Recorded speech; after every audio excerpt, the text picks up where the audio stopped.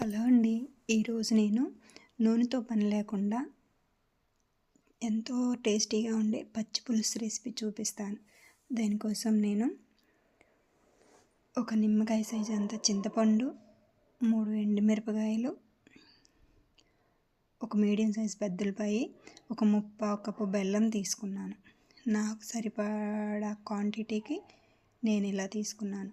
మీకు ఇంకా కొంచెం ఎక్కువ కావాలంటే ఎక్కువ తీసుకోవచ్చు, తక్కువ కావాలంటే తక్కువ తీసుకోవచ్చు. మనం చేసుకునే దాన్ని బట్టి వీటి క్వాంటిటీని తీసుకోవాలి.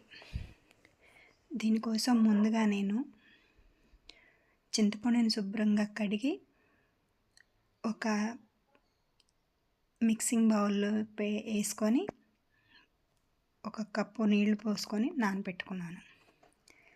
ఆ తర్వాత స్టవ్ వెలిగించుకొని మనం ముందుగా తీసుకున్న ఎండుమిర్చిని బాగా కాల్చుకోవాలి.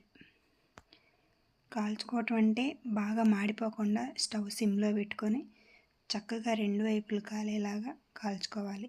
మీకు కనుక కట్టెల పొయ్యి అవైలబుల్ ఉండి నిప్పుల్లో కాల్చుకునే పని అయితే ఇంకా బాగుంటాయి. ఎందుకంటే నిప్పుల మీద అయితే చక్కగా బాగా కాలుతాయి, మాడిపోకుండా చాలా టేస్టీగా కూడా ఉంటాయి. ఇలా నేను తీసుకున్న నాకు కావలసిన 3 మిరపకాయలు కాల్చి పక్కన పెట్టుకున్నాను. మనం తినేదాన్ని బట్టి మిరపకాయలు తీసుకోండి. నాకైతే ఈ 3 మిరపకాయలు సరిపోతాయి. నేను చేసే క్వాంటిటీకి ఈ మిరపకాయల కారం అయితే సరిపోతుంది. మీరు చేసుకునే దాన్ని బట్టి కారం ఎక్కువ తినేపైతే ఎక్కువ తీసుకోండి మీరు.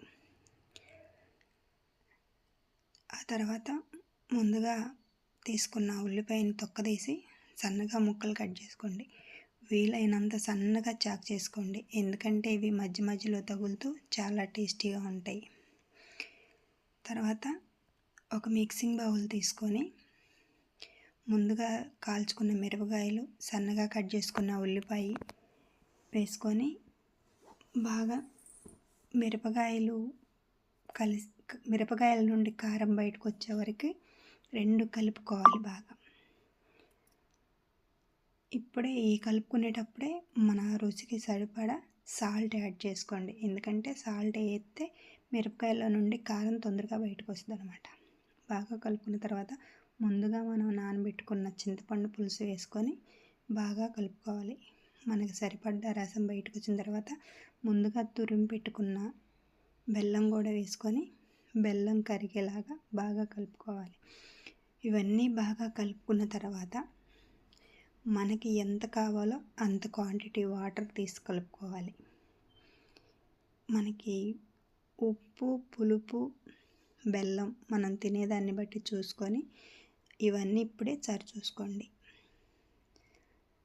బెల్లం కరిగిన తర్వాత ఇవి మొత్తాన్ని ఒక సర్వింగ్ బౌల్లోకి ట్రాన్స్ఫర్ చేసుకొని ఇంతేనండి. ఎంతో సింపుల్, ఎంతో టేస్టీగా ఉండే పచ్చి పులుసు రెడీ అయిపోయింది.